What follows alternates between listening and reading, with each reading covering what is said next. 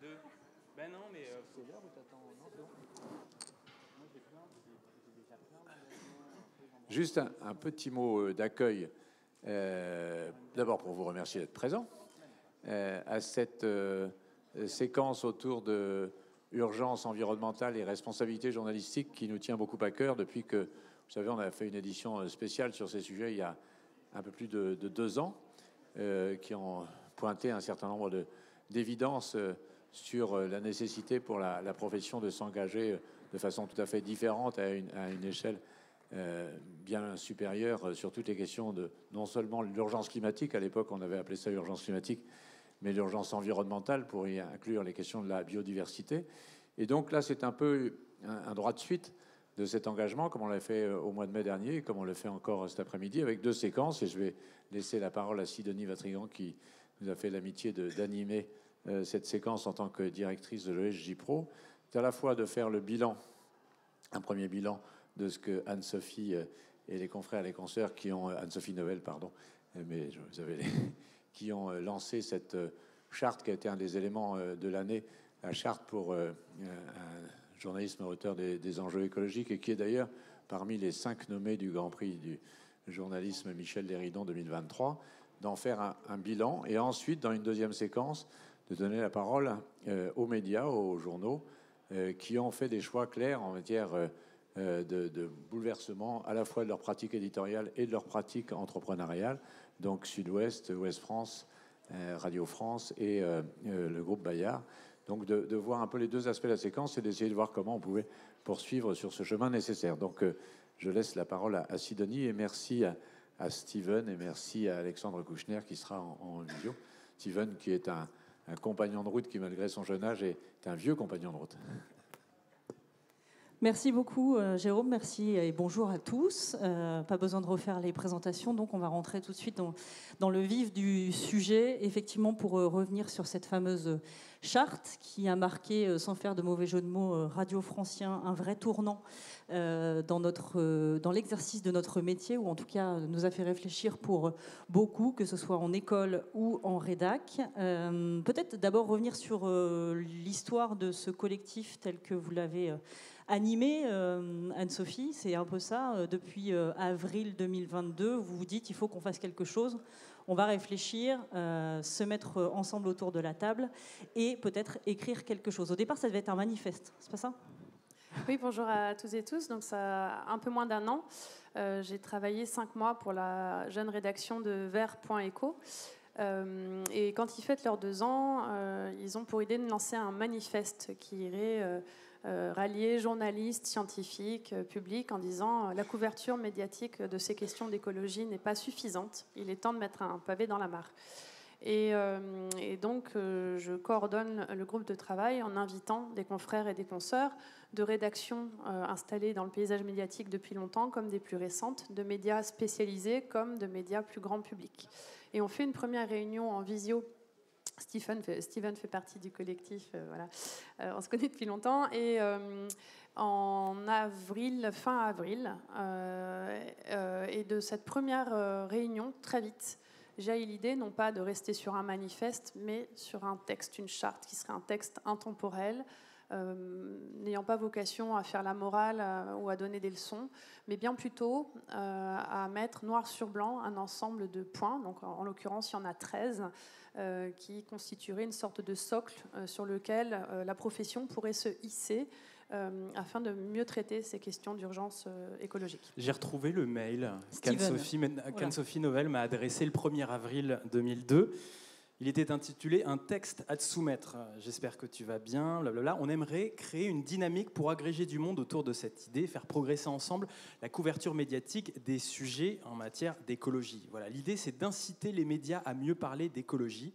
Le texte suivant est une ébauche à challenger avant de la promouvoir plus largement.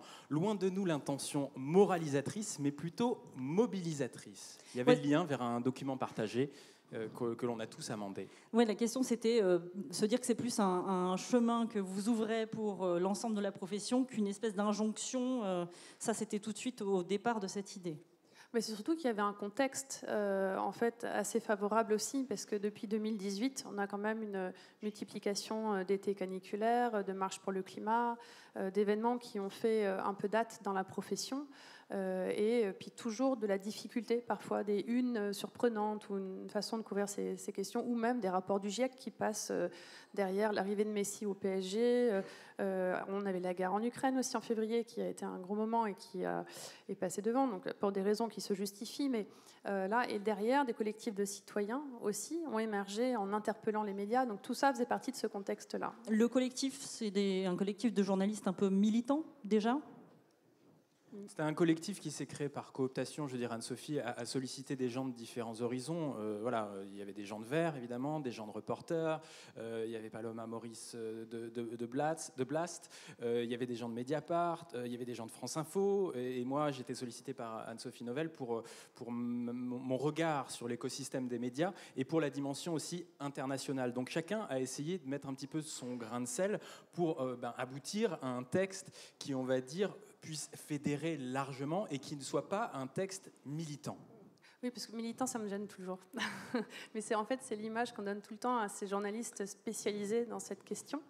C'est une image qui nous colle à la peau depuis longtemps, et à raison, quand on regarde l'histoire du journalisme qui a traité ces questions. C'était en effet des publications qui avaient une vertu plus militante, mais dans les années 70, depuis, ça a bien changé. Engagé, oui, il y a une certaine forme d'engagement pour assumer aussi qu'il est temps qu'on change de posture. Moi, c'est quelque chose que je disais dans ma grosse enquête sur les médias dès 2014. Et je pense qu'il faut aller vers cette forme d'engagement. Et on a été devancé en la matière par des médias anglo-saxons qui l'ont affirmé haut et fort bien avant nous. Il y a un fauteuil qui est vide à côté de vous, Steven, c'est celui d'Alexandre Kouchner, qui malheureusement n'a pas pu venir à cause de la grève des trains, mais je crois qu'il est en visio avec nous, on va quand même le saluer. J'espère qu'il est en visio avec nous. Salut Alexandre, merci d'être là, même en visio. Je ne pas être avec vous dans cette pièce. Vraiment, j'avais très envie, mais c'était un peu difficile en raison de la mobilisation sociale. Voilà, on a un truc un peu dégradé, mais on vous entend quand même un peu. Alexandre, vous avez entendu ce qu'on a dit depuis le début. Je vous donne un peu la parole. On va présenter déjà votre média, l'ADN. Et vous êtes signataire de la charte, vous faites partie des, je crois aujourd'hui, 1700 signataires bientôt de cette charte. 1800, oui. Plus 200 rédactions. Oui, alors nous sommes signataires, alors en tant que rédaction d'abord, et pour un certain nombre de membres de cette rédaction à titre individuel, puisque la charte nous permet aussi cette souplesse-là, c'est-à-dire on peut y adhérer aussi bien en tant qu'entité qu'en tant qu'individu. Et l'ADN fait partie des signataires, alors originels non, mais tout de suite, dès que nous l'avons vu sortir, on en a évidemment discuté entre nous et il nous a semblé important, intéressant et surtout très cohérent d'y participer.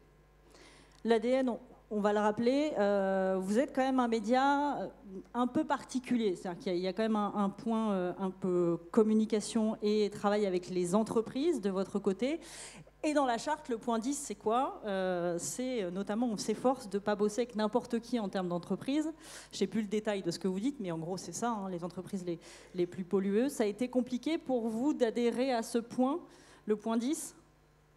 Alors, au nom de la rédaction, non, mais effectivement, comme vous le rappeliez, le modèle économique de l'ADN, comme de beaucoup de médias indépendants, c'est de se reposer en partie sur les activités d'un studio, en tout cas chez nous, c'est le nom qu'on lui donne, c'est-à-dire une entité composée non pas des membres de la rédaction, hein, les deux entités sont absolument imperméable, mais qui va proposer un certain nombre de services à des entreprises, des services de rédaction, des services d'aide éditoriale, des services parfois de création de contenu, de vidéos, de conférences. Et effectivement, si pour la rédaction c'était évident, pour le studio parfois ça ne l'était pas autant. Et nous avons eu un vrai cas de conscience au cours, à peu près à la toute fin de l'année 2022, tout début 2023, puisque le studio, à un moment, contempler la possibilité de travailler pour Total, ce qui, en termes de cohérence vis-à-vis de la charte pour un journalisme à la hauteur des enjeux écologiques, évidemment, est un peu difficile. C'est un élément important là, que souligne Alexandre. Effectivement, les médias restent aussi des industries un peu comme les autres, qui doivent se financer, donc qui travaillent avec des annonceurs. Est-ce que vous avez été obligé à un moment, vous, dans le collectif, à vous dire celui-là, on va peut-être pas le laisser signer quand même ?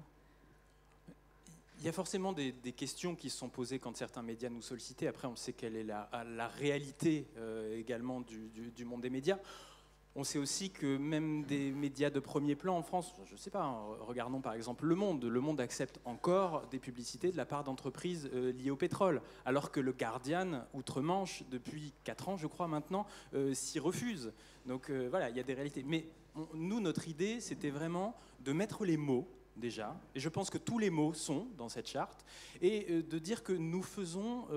nous jouons notre rôle en tant que colibri, notre petit pas, voilà, et on met cette pierre-là pour que ce texte puisse servir à des rédactions qui sont en train de se poser des questions, à des journalistes qui, au sein de leur rédaction, se posent des questions et ont besoin d'avoir un document, avoir voilà, des références à adresser à leur hiérarchie pour dire, voilà, on pourrait peut-être remettre en question nos pratiques éditoriales, nos entreprises de presse dans leur fonctionnement, dans leur structuration et dans leur mode de financement. Mais de là à dire, non, nous n'acceptons pas votre signature, on ne s'est pas vraiment retrouvé face à des situations réellement problématiques. Ah si, quand même, je vais le dire, un média qui était lié au golf et qui, en pleine crise de l'eau l'année dernière, au printemps, voilà, nous voulait signer cette charte et on s'est posé la question de se dire, ça ne fait peut-être pas sens de mettre ce média dans la signataire. D'accord, ça a été effectivement le seul, a priori, qui vous a posé question. 6 mois après, Anne-Sophie, vous avez lancé un sondage auquel ont répondu, je crois, un peu plus de 10% des signataires. Donc oui. C'est un panel plutôt intéressant sur le bilan. C'est-à-dire 6 mois après, il s'est passé quoi ?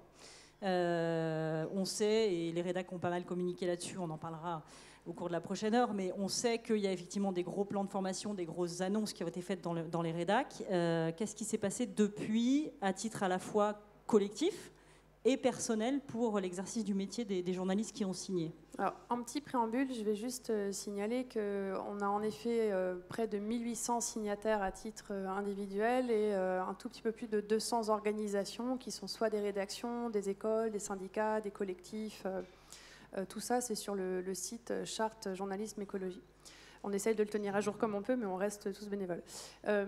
Signataire ou pas, la charte a permis de créer du débat. Il y en a qui nous ont dit on ne peut pas signer pour telle raison.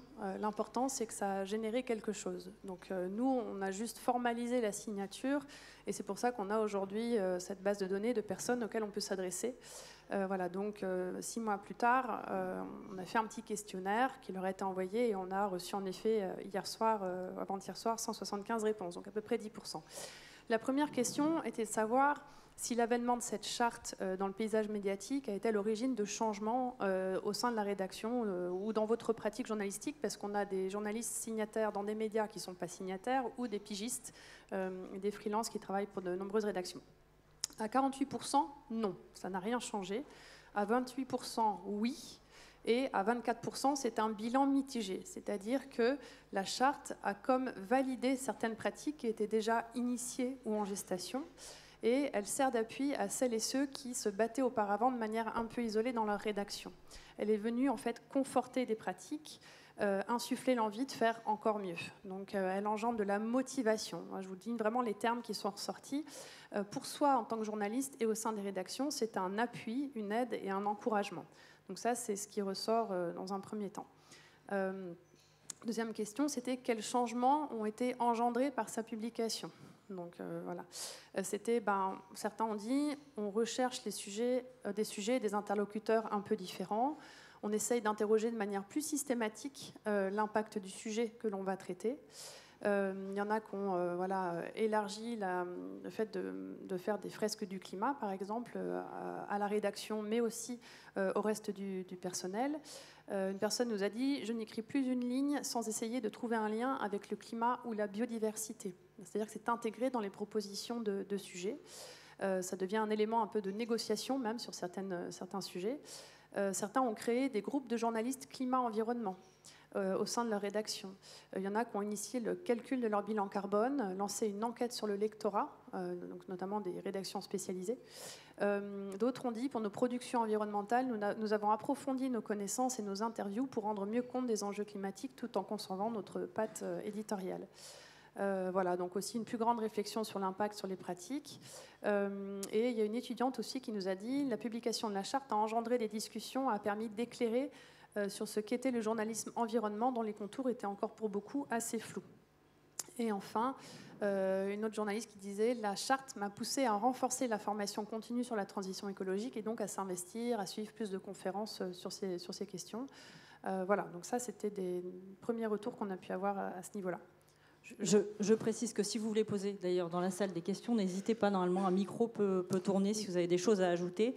Et un mea culpa pour les écoles dont je fais partie. On a mis très longtemps à mettre en place quand même des formations dédiées au climat, à l'environnement, et ça on le fait maintenant. Et ça a été une impulsion de nos étudiants, donc on les remercie. Oui, super étudiants. C'est d'ailleurs un des points de la charte. Oui, l'information pour les journalistes est un droit. Le fait est qu'il faut aussi que les organismes de formation se mettent à la page. En formation initiale, surtout. Et en formation initiale aussi, évidemment. Voilà, donc je continue. J'ai 18 pages, je vais aller très vite. Je n'aime pas les PowerPoint et je n'ai pas eu le temps d'en faire un de toute façon. Mais voilà, donc en gros, ça a créé quelque chose. Ça a été un élément déclencheur qui a permis aussi d'ouvrir des discussions avec la direction. Donc ça, c'était assez intéressant. Là, il y avait une question aussi sur savez-vous pourquoi la publication n'a pas été suivie des faits. Donc là, je vais aller vite, mais en gros, c'était 2 raisons particulières qui sont ressorties. Soit c'est lié au manque de temps, surtout dans les publications qui ont un rythme quotidien. Voilà, on peut être sensibilisé, mais pas forcément avoir le temps d'aller chercher les données, d'aller intégrer ça. Donc il faut encore que ça soit rendu plus facile. Ou alors c'est une hiérarchie qui est peu ou pas sensible ou encore suffisamment conscientisée. Donc ça, c'est les retours qu'on a eus. Donc je vais aller un petit peu vite pour ne pas rester toute... Voilà. Ensuite, il y a aussi une demande en disant est-ce que tous les points de la charte vous semblent pertinents? Donc dans l'ensemble, oui, mais c'est un oui, mais. C'est-à-dire qu'on a besoin de différencier les leviers d'action entre l'éditorial et entre les autres strates de la rédaction, sans oublier le contexte économique qui pèse sur le fonctionnement des équipes. Là, je vous arrête effectivement sur les 13 points de la charte. Comment vous avez réussi, entre guillemets, à les mettre en place, à vous mettre d'accord sur les thématiques à aborder et effectivement comment les classifier? Ça a été... En fait, on a tous mis ce qu'on avait envie de voir apparaître. Et après, on a discuté au mot près. Chaque formule, chaque phrase a été reformulée.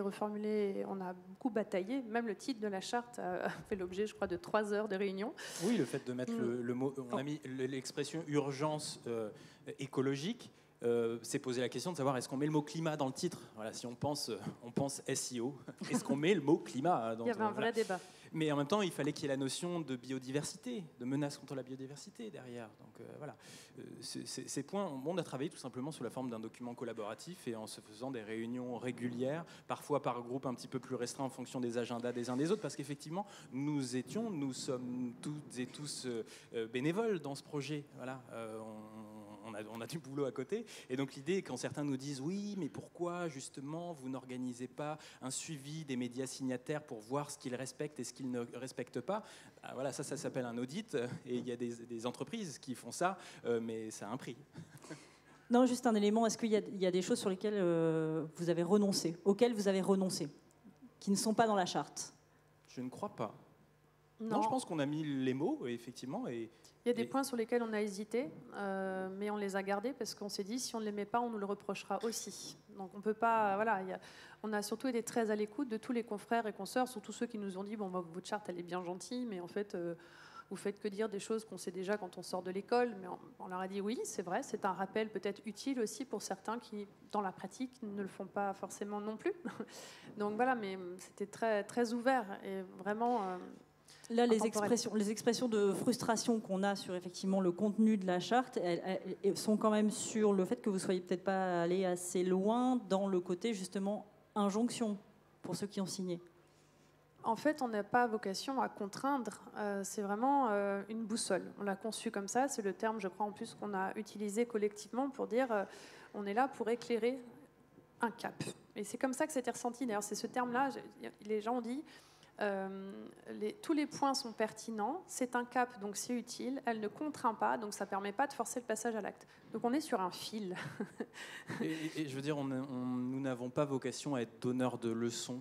Je me souviens quand j'étais étudiant en journalisme que j'avais fait un stage à Ouest France, et l'un des rédacteurs en chef de Ouest France de nous dire sur les sujets police-justice, nous ne sommes pas des auxiliaires de justice. Et ben là, c'est un petit peu la même chose, nous, sur les sujets environnementaux. Nous sommes là pour dire qu'il y a des faits qui sont irréfutables. Dans notre introduction, on parle du GIEC et des rapports qui vont tous dans le même sens. Et donc, nous, l'idée, c'était juste d'avoir un texte qui vienne s'ajouter aux textes qui régissent déjà la profession, pour dire il y a urgence, voilà des clés, voilà des points qui peuvent vous servir, vous journalistes, vous médias, vous rédactions, de boussole, effectivement, dans nos pratiques. Sans la volonté d'aller plus loin, sans la volonté de faire de ce collectif quelque chose, parce que vous avez senti un truc monter quand même. Là, vous êtes, et puis vous avez ces 1700 signataires, qu'est-ce que vous allez en faire? J'allais y venir. La dernière chose sur laquelle je voulais insister, et c'est lié à ce qu'expliquait Alexandre tout à l'heure, c'est que même si elle n'est pas contraignante, cette charte, elle a inscrit quelque chose. C'est une espèce de vigilance avec une attention beaucoup plus forte sur certains points, et notamment le choix des sujets et les impacts liés à des déplacements en avion, par exemple. Donc, ça, c'est des choses qu'on savait déjà dans certaines rédactions. Certains le savaient dans leur pratique, mais ça leur a permis de... C'était une forme de...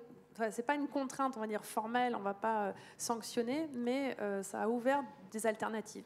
Et quand bien même nous ne sommes pas ceux qui mettons à l'index certains des médias signataires pour ne pas respecter leurs engagements, leurs signatures, ce qui est intéressant, c'est de voir que sur les réseaux sociaux, certains citoyens, eh bien justement, s'adressent aux médias en question. Vous avez fait ce papier-là alors que vous êtes signataire de la charte pour un journalisme à la hauteur de l'urgence écologique, donc soyez cohérents. Voilà. Je crois qu'Alexandre a levé la main. Oui, je suis bon élève. Il y a quelque chose d'extrêmement important dans cette distinction qui vient d'être faite. C'est pas parce qu'elle n'est pas contraignante qu'elle n'est pas efficace. Au contraire, comme elle nécessite un engagement réel de la rédaction ou des journalistes eux-mêmes, on ne peut pas s'appuyer sur une contrainte extérieure. On ne peut pas se dire ah bon, en fait c'est obligatoire, c'est le règlement. C'est-à-dire que ça nécessite une implication quotidienne dans la manière dont on traite les sujets, dans la manière dont on se forme, dans tous ces points que vous avez évoqués, et qui, encore une fois, repose sur notre propre cohérence. Or, c'est capital lorsqu'on est face à sa copie, face à sa caméra, face à son micro, à un moment de se dire, au fond, est-ce que l'information que je suis en train de produire est alignée avec les engagements que j'ai pris? Pas avec ce qu'on m'a forcé à faire, avec ce que je souhaite pouvoir éclairer comme information capitale. Et du coup, le fait que ça repose sur nous, sur notre volonté, c'est un élément extrêmement fort. Il y a une question dans la salle, je ne sais pas si vous avez un micro. Bon, en l'occurrence, il faut vous en donner un, parce que sinon Alexandre n'entendra pas. On va juste devant, là.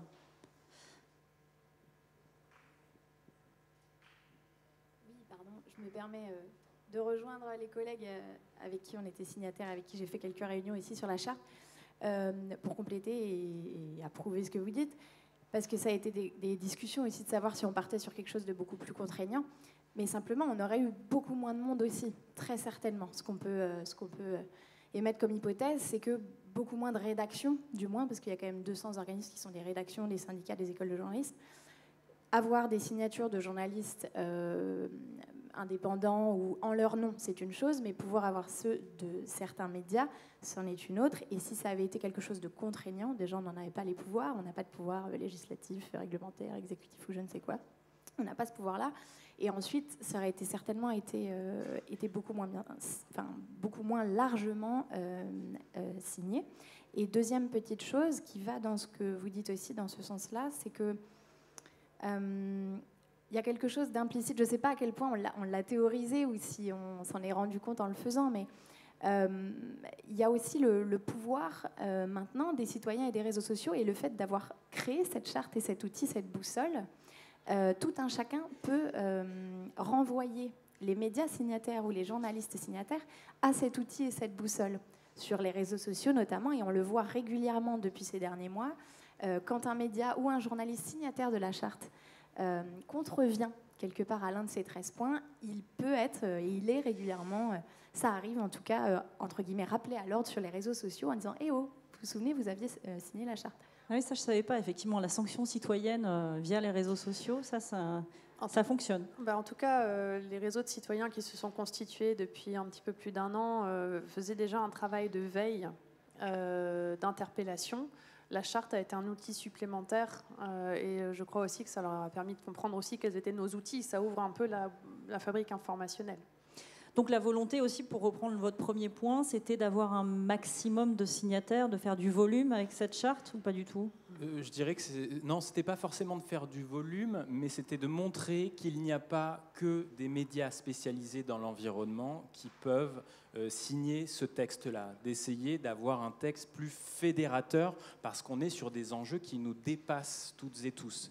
Et je suis fier, heureux mais fier aussi, que le groupe auquel j'appartiens, France Média Monde, de par ses 3 rédactions, RFI, France 24 et Monte Carlo Doualiya, soit signataire de ce texte-là, parce qu'en tant que média de service public international, en plus, nous avons un devoir d'exemplarité. Ce qui ne veut pas dire que nous sommes, nous, France Média Monde, exemplaires sur chacun des points de cette charte. On sait qu'on Parce a qu'on parlait des des déplacements en avion. Voilà, on parlait des déplacements en avion. RFI, typiquement, vous couvrez l'actu internationale, donc nécessité de se déplacer. Alors c'est sûr qu'il est plus facile pour un média comme Vert de dire nous renonçons à l'avion et nous n'allons pas voyager à l'international qu'un média généraliste, encore une fois, comme nous, qui effectivement a un très gros réseau de correspondants, mais qui sur certains événements est tenu de se déplacer et parfois de se déplacer en nombre. Mais toujours est-il que maintenant, dans chaque réunion de rédaction, chaque réunion de prévision, chaque réunion de mission, il y a cette réflexion-là de se dire, OK, à combien on part et pourquoi on part là-bas, et aussi peut-être... Et comment je compense, par exemple ? Alors comment je compense, peut-être, je ne suis pas dans ces discussions-là, mais moi en tout cas, ce que je m'applique à moi-même lorsque je pars en mission sur le continent africain, par exemple, comme c'est le cas assez régulièrement, c'est de me dire que je suis dans une démarche, moi aussi, de coopération, de partage, de formation, de transmission. Je ne vais pas juste sur le terrain pour faire un reportage et revenir. Non. Je vais donner des formations sur la lutte contre les infox, par exemple. Je fais se rencontrer des acteurs du monde de l'information, des journalistes, mais aussi des blogueurs, des vidéastes, youtubeurs, appelez-les comme vous voulez, etc. Voilà, de dire juste, on ne vient pas et on ne fait pas un saut de puce pendant 3 jours. Non, on essaye de rester 1 semaine, 10 jours si besoin, et ça aussi, ça a un coût.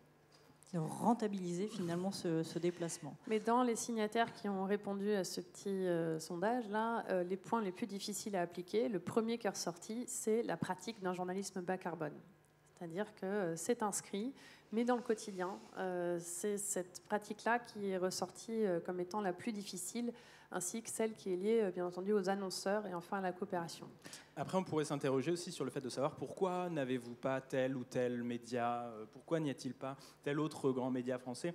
Eh bien, il y a certaines rédactions, certains médias qui sont structurés de telle sorte qu'ils n'ont pas pour habitude de signer des textes qui viennent de l'extérieur. Voilà, par exemple, ce n'est pas dans la tradition du journal Le Monde, de la rédaction du journal Le Monde, que de signer un texte venu de l'extérieur. Il y a aussi d'autres exemples à l'international. Un exemple très concret, j'ai demandé à mes collègues, amis de Radio-Canada, de signer ce texte-là. En tant que rédaction ou à titre individuel. Le truc, c'est que Radio-Canada dispose en interne d'une structure en charge de la déontologie. Les journalistes n'ont pas le droit de signer un texte comme ça qui vient de l'extérieur. Ils sont obligés de faire la demande auprès de l'organisme en charge de la déontologie qui, en l'occurrence, leur a donné un no-go. Donc il n'y a pas de journaliste de Radio-Canada signataire de ce texte-là. Après, ce n'est pas forcément un point de blocage, et on en parlera encore une fois avec les autres, avec les rédactions qui seront présentes à l'heure suivante, mais pour le coup, ils ont pris aussi leurs engagements propres, ils ont publié leur charte et ils font le même boulot, donc tout le monde est quasiment dans le même bateau. Moi, je trouve que la grande force de votre texte, c'est finalement d'avoir réuni des singularités dans un collectif. Oui, ça a été une forme de coopération assez inédite, c'est-à-dire que moi, j'ai fait toc-toc... auprès de reporters RVCM, en disant voilà, il y a cette ambition, qu'en penses-tu ? Steven pareil, Julien Lebeau pareil, et c'était vraiment dire est-ce qu'on ne pourrait pas se mettre autour de la table et donner naissance à ce texte commun. C'était très important pour nous de travailler de la sorte. Ce qui est intéressant, c'est que ce texte, il s'inscrit dans une dynamique, dans une histoire, et quand on voit qu'il y a des textes similaires ou qui s'en inspirent, qui sont publiés, voilà, il y a eu des réflexions au sein du collectif de se dire mais pourquoi n'ont-ils pas tout simplement signé notre texte et en arrivent-ils à rédiger leur propre charte, parfois en 13 points, et qui est expurgée de certains des points qui leur posaient problème dans notre texte. Et là, en fait, le truc, en tout cas, moi, mon avis personnel au sein de ce collectif, c'est de dire que ce texte ne nous appartient plus. Ce texte ne nous appartient pas, ne nous appartient plus. Ce n'est pas parce que nous en sommes les premiers rédacteurs qu'il est à nous et que nous devons le garder jalousement. On a fait un texte dans l'idée qu'il soit là, qu'il pose les mots encore une fois, et puis dans l'idée qu'il s'inscrive sur le temps long. C'est-à-dire que lisez chacun des points, cette charte, elle sera encore valable dans 10 ans, dans 15 ans, dans 20 ans, peut-être plus. Elle n'est pas ancrée dans l'humeur du moment. Elle est vraiment dans l'air du temps.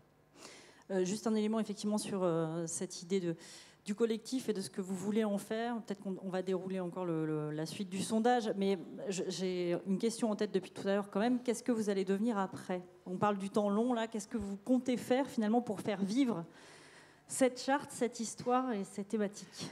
Je crois que Steven vient de le dire, mais on est assez proche là-dessus, c'est qu'elle fait son chemin. Que ça prend du temps. On savait très bien qu'en lançant ce texte, ça n'allait pas révolutionner le monde de la presse. On savait qu'il y avait des réflexions en cours au sein de nombreuses rédactions. Ça a commencé il y a quelques années déjà. Ça s'est formalisé au même moment. Donc c'était quelque chose dans l'air du temps. Là, je sais qu'il y a 2 autres quotidiens nationaux qui vont aussi lancer leur charte prochainement. Ça s'est fait au même moment. Là, il y a beaucoup de rédactions qui sont en train de former leurs journalistes. Il y a une demande vraiment croissante. Dans les écoles, c'est la même chose. Donc on est en train de monter en puissance. Mais c'est aussi parce que du fait scientifique lointain qui était difficile à capter, qu'on comprenait comme étant très anxiogène, maintenant on est dans un fait social vécu au quotidien. Et là où pour moi c'est important et c'est ce que j'enseigne systématiquement, on n'est plus là juste pour traiter des conséquences. C'est la vision transversale des enjeux qui va être maintenant la principale difficulté. Quand les journalistes disent « je fais de mon mieux mais ça bloque en haut », ça veut dire aussi qu'au sein d'une rédaction, il est important que ça soit un projet collectif porté vraiment au sein même de la vision éditoriale et qu'un journaliste sportif, comme un journaliste économique ou un journaliste politique, puisse l'intégrer pleinement dans sa façon d'interroger le monde. Et c'est là où, en fait, moi, la première fois, c'est Stéphane Paoli, l'émission 3D, dimanche matin, c'était ça. Et on ne parlait pas d'écologie, c'était intégré dans sa manière de questionner le monde. Et ça, pour moi, c'est un peu le Graal, voilà, parce qu'on aura même plus, le texte n'aura même plus vocation à exister parce que ça sera pleinement intégré et ça sera, en fait, c'était la question de tout à l'heure. Quand on sait ce qu'on sait aujourd'hui, quand on sait ce que les sciences racontent, que ce soit les sciences humaines et sociales ou les sciences géo-biophysiques sur ces questions, on ne peut pas continuer à informer comme on le fait aujourd'hui. Pour moi, ça relève de la faute professionnelle. Et c'est peut-être dur de le dire, mais le système doit changer. On est dans un nouveau régime climatique, écologique. Si on ne le fait pas, on passe à côté de ce que notre métier a pour devoir d'informer concrètement la population sur ce qui se passe. Le système doit changer et les réponses aux multiples crises du moment ne sont pas juste des réponses à avoir en matière de petits gestes. Voilà, c'est bien de demander aux citoyens à leur petite échelle de faire leurs gestes, mais les réponses doivent être politiques. Et c'est aussi aux médias et aux journalistes que de pointer les errements du système dans lequel nous vivons. Le fait de politiser le débat, c'est pas forcément de le positionner sur un échiquier droite-gauche, je préfère le dire là, c'est de montrer les liens d'interdépendance, la complexité et la vision systémique. C'est au sens d'Hannah Arendt. Donc c'est vraiment nos pratiques journalistiques ont saucissonné le sujet en cause, conséquences, solutions, initiatives sympathiques, l'histoire jolie. C'est pas ça en fait. Du coup, c'est maintenant systématiquement arriver à faire les liens entre ce fait qu'on observe et son inscription dans une plus longue histoire. Mais donc déboucler quelques points de blocage qui sont évoqués dans les résultats du sondage que vous citiez tout à l'heure, ça bloque en haut. C'est-à-dire qu'en haut, on s'en fout. Il faut un petit peu de temps, mais moi j'ai beaucoup confiance dans les jeunes générations qui arrivent. Je crois que c'est très important. Je pense qu'arrivent en poste aujourd'hui maintenant des personnes qui ont 40-50 ans, qui ont des enfants, et qui comprennent aussi qu'on est en train de passer un cap. Il faut aussi du temps pour changer des pratiques. Il faut beaucoup en discuter. Et puis voilà, c'est pas facile. Et puis changer un modèle économique. Moi, j'ai rencontré plein de journalistes de bonne volonté. Et les personnes aux manettes des finances qui disent bah oui, mais alors là, je dois avancer aussi. Quand on parle du Guardian, faut jamais oublier qu'ils ont un modèle de financement très spécifique qui leur permet aussi de faire ces campagnes sur le désinvestissement fossile. En France, on n'a pas véritablement de modèle économique dans la presse qui permette de prendre ce type d'engagement. Donc il faut comparer aussi toutes choses égales à pareil. Et des situations économiques très exemples qui, pour le coup, nous forcent à faire des choix, ou en tout cas forcent les actionnaires à faire des choix. Alexandre Kouchner a levé le doigt. Je vous ai vu, Alexandre. Non, mais je pense que si ça prend du temps de faire ces changements, je pense que Anne-Sophie pointait quelque chose d'absolument capital. Désormais, ce qui était avant, à tort d'ailleurs, présenté comme un futur plus ou moins proche, est désormais notre présent. Nous vivons tous les jours les conséquences plus ou moins catastrophiques de ce dérèglement climatique, de cet effondrement de la biodiversité. Et donc, dès lors que c'est le monde tel que nous le vivons aujourd'hui, les journalistes se doivent de le décrire, de le dépeindre et de le faire comprendre tel qu'il est. Et donc, si par le passé, on a pu dire « Attendez, c'était quand même hyper moralisateur, c'est de l'info déprimante, on ne voulait pas qu'on angle les choses un peu autrement », ça ne sera plus possible parce que ce ne sera plus le quotidien des gens. Et j'ai en mémoire une conférence à laquelle Anne-Sophie participait et où nous avions un certain nombre de professionnels de l'information. Et je me souviens du patron de l'info de TF1 qui nous expliquait que ce n'était pas la même ligne éditoriale que celle de la charte parce que ses clients, d'une certaine manière, son public, n'étaient pas aussi alignés que ça, mais que même eux, même chez TF1, même sur un média du quotidien, ils allaient essayer de déployer plus de pédagogie et surtout de se rapprocher un peu plus de la science. Alors, on jugera de la vitesse à laquelle ils le font, mais que même la première chaîne de France se dise aujourd'hui, on ne peut plus juste faire des micro-trottoirs en disant « vous ne trouvez pas qu'il fait chaud aujourd'hui ?» et c'est merveilleux parce que les tomates, on les a un peu plus tôt dans l'année ou un peu plus tard dans l'année, c'est quand même le signe que tout cela est en train de bouger. Ou toute l'année, même les tomates, mais ça c'est un autre sujet. Effectivement, la question de la vitesse évoquée par Alexandre, elle est essentielle. Vous le disiez aussi, Steven, on ne peut pas se dire qu'en 6 mois, les choses sont révolutionnaires. C'est-à-dire qu'il y a un truc qui s'est mis en place. Et je reviens toujours à ma question, hein, mais la continuation de ce truc, ça va être quoi? Vous allez être acteur forcément de faire vivre un peu cette flamme de la charte. C'est une question. Hein. Déjà, là, cette prise de petite température qu'on vous a partagée, je l'ai partagée avec le groupe ce matin. On vous l'a dit, on fait ça en plus de notre boulot à côté. Donc, voilà, je pense qu'on va en discuter déjà. On va communiquer auprès des signataires. On refera sans doute un point ou un an de la charte, parce que je pense qu'il y aura des choses à raconter. Je sais qu'il y a des attentes parmi certains signataires. En tout ça, ceux qui se sont exprimés disent voilà, donc il y a peut-être des choses à développer, mais est-ce que c'est à nous de le faire? Il y a déjà des structures qui existent, des associations de journalistes spécialisés sur ces sujets qu'on peut solliciter. Les assises sont peut-être une instance aussi où il peut y avoir des choses qui sont envisagées. Enfin, les écoles, vous avez aussi des structures qui permettent. Donc, moi, j'aime bien ne pas réinventer la roue. En revanche, il y a plein de bonnes volontés qui se sont exprimées, de gens qui ont dit qu'ils étaient partants pour faire quelque chose. Donc, voilà, on en reparlera, je pense, tout simplement. Voilà, l'idée, c'est d'agir en responsabilité. Bon, demain, nous ne sommes pas structurés de manière à lancer demain une certification charte journalisme à la hauteur de l'urgence écologique. Ou même de vous associer, de faire un syndicat. Enfin, voilà, vous n'y avez pas pensé à ça. Non, c'est une pas question. Pour le moment, en tout cas. Okay. Voilà. Mais après, de se dire aussi que motivé, Sidonie. que sur chacun des points, des 13 points de cette charte, tout média doit s'interroger, se poser les bonnes questions, essayer d'être responsable et d'être exemplaire autant que faire se peut, mais en se disant que voilà, il y a certaines choses sur lesquelles voilà, si on voulait faire une ouverture, même les grandes ONG environnementales du moment sont incapables d'être zéro carbone. Pourquoi demander à un média, même le média le plus branché écologie comme Vert ou Reporter, d'être zéro carbone? Ce n'est pas possible aujourd'hui. Mais par contre, on a un rôle social en tant que média sur ces questions-là d'exemplarité. C'est un truc que vous évoquiez aussi, Alexandre, c'est une transition beaucoup plus globale, c'est-à-dire une transition à la fois de toute l'industrie, mais aussi embarquer le politique, et donc c'est à la limite tout le cycle de l'ensemble de la société qui doit être embarqué sur ces sujets. Oui, c'est-à-dire que chacun dans son rôle et chacun avec ses moyens a effectivement une partie à jouer dans cette transition écologique. Et d'ailleurs, il faudrait dire les transitions au pluriel. Ça fait partie, par exemple, de ce dont on a discuté, nous, au sein de cette rédaction. C'est pas de ne plus dire juste la transition, mais bien de parler des transitions, puisqu'elle est, ou elles sont d'ailleurs, économiques, écologiques, politiques, culturelles.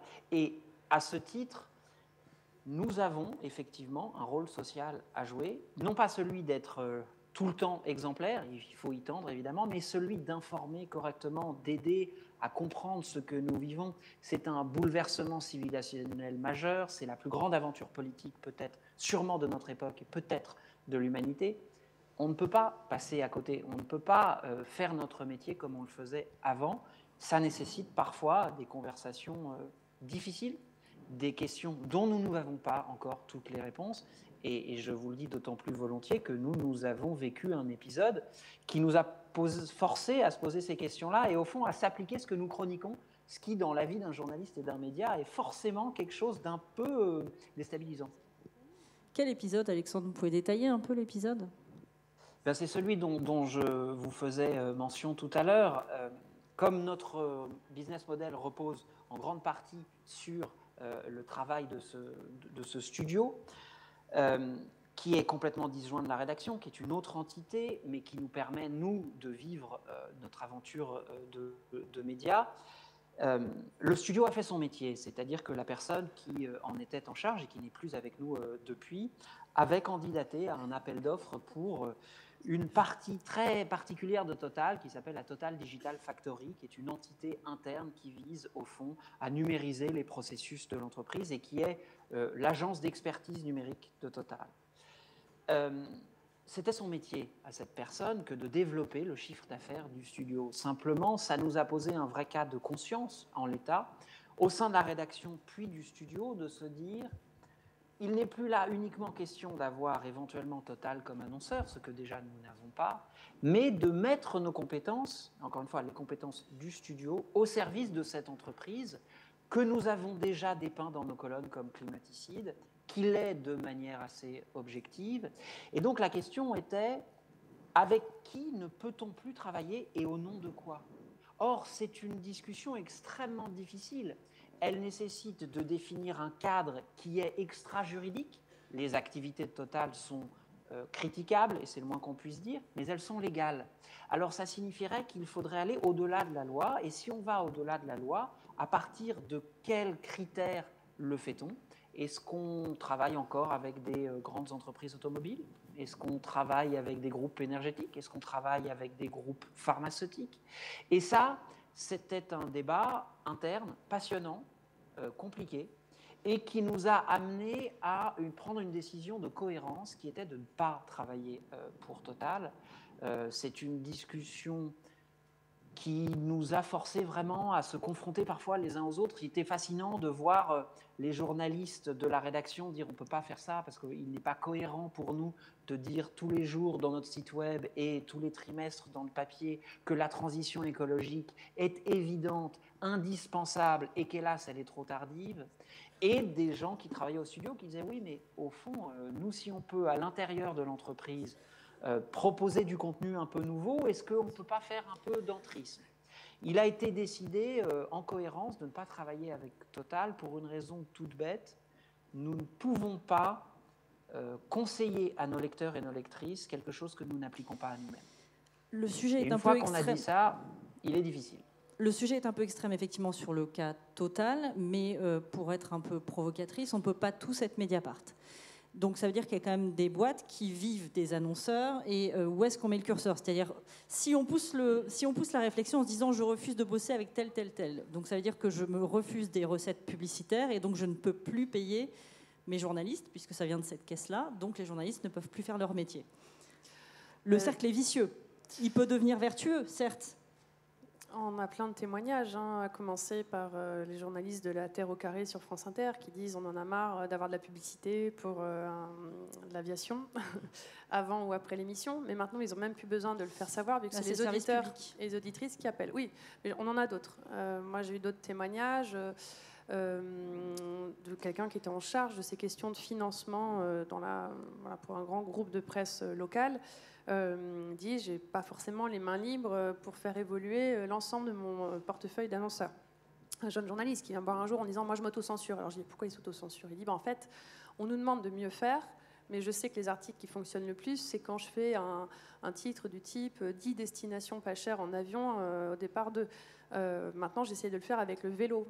Donc il s'auto-censure pour ne pas faire l'article qui marche bien. Il sait qu'il va faire vraiment une grosse audience s'il fait ce type de voyager pas cher en avion. Mais il ne veut plus le faire. Donc voilà. Et après, en effet, on a aussi les témoignages de journalistes qui disent il y a des enquêtes qu'on ne peut pas sortir, ou il m'est arrivé de faire sortir une histoire, mais la sanction derrière, ça a été 400 000 € de budget qui sautent. Voilà. Et ça existe encore. Mais On ne dit rien de nouveau, ça se sait. Donc il y a encore des modèles à trouver. Et ce qui est important, c'est d'arriver à trouver des espaces de conversation aussi avec ce monde économique. Voilà, on peut peut-être encore rêver, mais et ne pas oublier aussi que ces annonceurs ne sont pas que dans les médias. Aujourd'hui, on sait qu'il y a des influenceurs qui sont influencés, qui font des partenariats avec Bayer ou Total ou autres, et que la désinformation est aussi ce qui a empêché pendant longtemps de correctement informer. Et peut-être pour conclure, mais en tout cas sur ce que j'aurais à dire là-dessus, c'est qu'on attend beaucoup de notre profession, et à raison, mais je pense qu'on peut informer beaucoup. Derrière, après, on ne peut pas tout en tant que journaliste. Et c'est une vraie réflexion qu'on a, par exemple, au sein de Disclose. On fait des investigations, on fait des grosses enquêtes, et on n'est pas les seuls. Il y a plein d'enquêtes qui révèlent ce qui ne dysfonctionne, qui montrent en fait ce qu'il faudrait politiquement faire pour changer la donne. Et c'est pas pour autant que ça change. Donc même quand on fait du très bon journalisme, quand on est très indépendant, etc., il y a derrière une part aussi qui devient là, pour le coup, dans un vrai jeu politique, avec des décisions fondamentales qu'il faut arriver à porter. Et là, journalistiquement, je ne sais pas si c'est de notre domaine. Steven ? Vous l'avez dit tout à l'heure aussi, je pense qu'il est important de rappeler que les sujets écologiques, actuellement, dans la presse en France, il y a plein d'espaces pour les publier.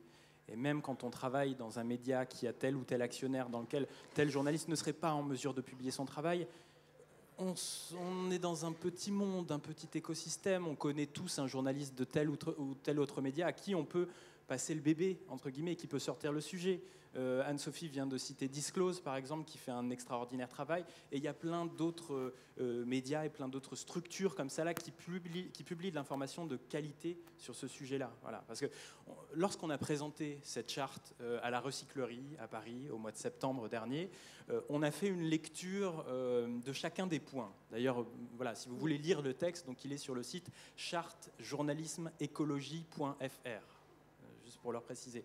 On a fait une lecture de chacun de ces points-là, une lecture commentée. Et il y avait à chaque fois des réactions dans la salle de gens qui posaient des questions, qui disaient « oui, mais pourquoi ceci, pourquoi cela ?» Et moi, il y avait quelqu'un qui me disait « mais en France, tous les médias sont dans le même lot, voilà, on ne peut pas parler des vrais sujets, etc. » Et je leur ai dit « si, on a quand même en France une presse plurielle, et s'il y a un sujet qui fâche, et que tel média ne peut pas le sortir, eh bien, tel autre média est en mesure de le sortir. » Et c'est aussi un métier dangereux, c'est-à-dire les grandes enquêtes aussi sur ces questions d'environnement ou de climat coûtent aux journalistes qui les mènent.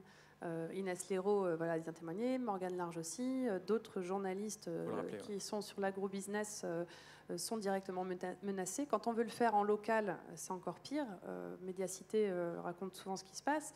Et là, plus récemment, Martin Boudot, qui a fait cette enquête sur Cyril Astruc, je crois, voilà, qui a fait tout un trafic autour de la taxe carbone, est aujourd'hui directement menacé. Donc, voilà, il y a quand même qu'on peut pas. Moi, je déteste qu'on mette tous les métiers dans le même sac, mais je sais que l'ensemble est en train quand même de progresser, et c'est ça qu'il faut regarder. Mais c'est comme sur les réseaux, parfois il y a certains haters, certains trolls qui disent oui, mais vous n'êtes pas objectif, vous, parce que vous êtes journaliste de tel ou tel média, sur telle ou telle question. Oui, mais c'est pas pour autant qu'on ne doit pas travailler avec passion, honnêteté, détermination, rigueur. Voilà, ce sont les notions qui au quotidien nous guident. Et sur les questions écologiques, on se doit d'être rigoureux. Et je pense qu'il y a énormément de journalistes actuellement, et les membres du collectif de la Charte en sont vraiment l'exemple, qui travaillent avec sérieux, rigueur, détermination, honnêteté sur ces questions-là. Est-ce qu'il y a des réactions dans la salle, des questions ? Oui. Avec un micro, s'il vous plaît. Ouais. Merci. Je partage le constat qu'effectivement l'écologie et les luttes sociales surtout l'écologie, puisque ces thèmes ont été sous-traités pendant des années dans différents médias, PQR et PQN. Je me demande en fait comment on fait pour ne pas tomber dans le travers inverse. C'est-à-dire qu'on traite énormément d'écologie. Moi, je me rappelle certaines études scientifiques où il y a des gens, puis on en a parlé ce matin, qui, quand un sujet est trop traité, ils coupent l'information. Ils en ont ras-le-bol. C'était le cas pour le Covid, pour l'Ukraine.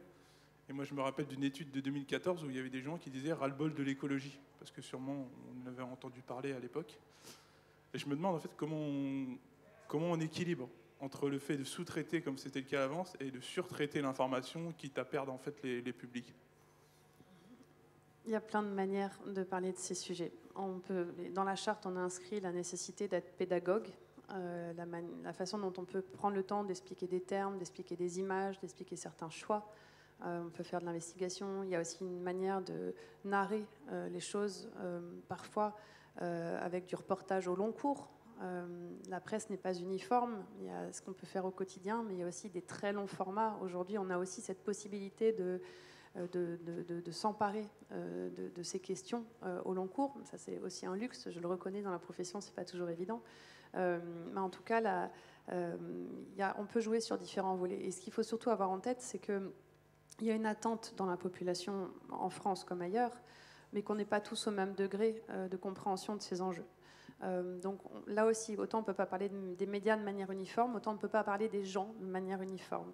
Et les personnes qui sont les plus engagés, conscientisés sur ces sujets, qui suivent ça le plus activement, vont par exemple ne pas du tout être hermétiques à des images de manifestants.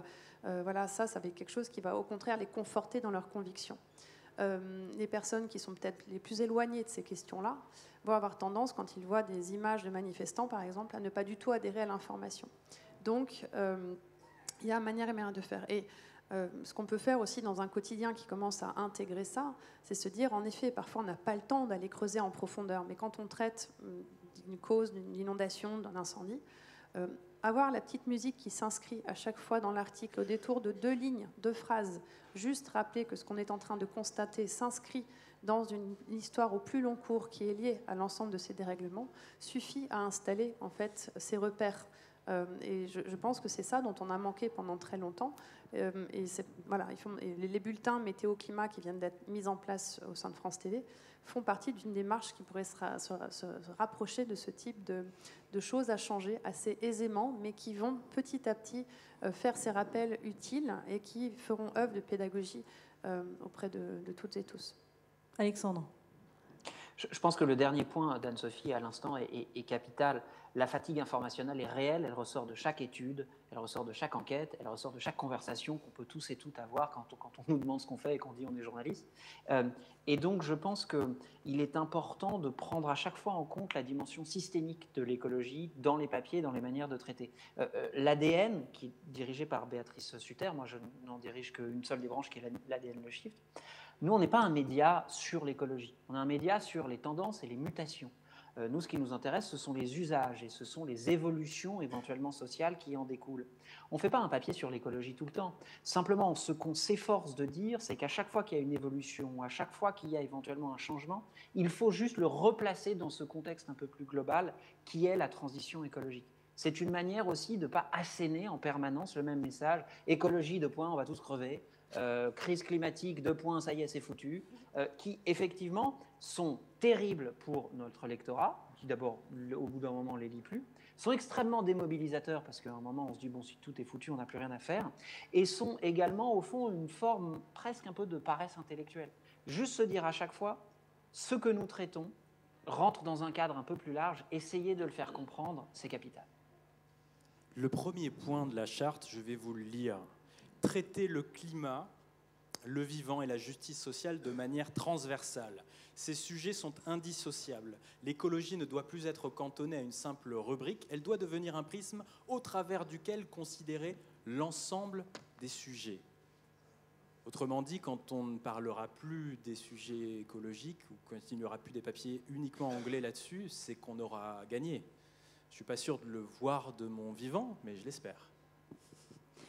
Et ça se voit, pardonnez-moi, mais juste un point, ça se voit aussi dans la structuration des rédactions elles-mêmes. Est-ce qu'il faut aujourd'hui encore avoir une case planète ou une rédaction environnement? C'est une vraie réflexion hyper intéressante à avoir au sein des rédactions, et ça fait ressortir ce que disait Anne-Sophie tout à l'heure sur le rôle de cette charte. C'est un vrai point d'appui, c'est une vraie manière d'engager des discussions entre nous, sur la manière dont on fait ce métier et sur la manière dont nos rédactions sont organisées pour traiter cette information. Vous me donnez une formidable transition pour la prochaine table ronde. Merci beaucoup, Alexandre Kouchner, puisque effectivement, on va parler évidemment des questionnements au sein des rédactions, des décisions qui ont été prises par les médias et comment ils se sont engagés, notamment avec Radio France, Sud-Ouest, Ouest France ou encore Bayard. C'est d'ici un petit quart d'heure. Merci à tous. Merci Anne-Sophie, merci Steven et merci Alexandre.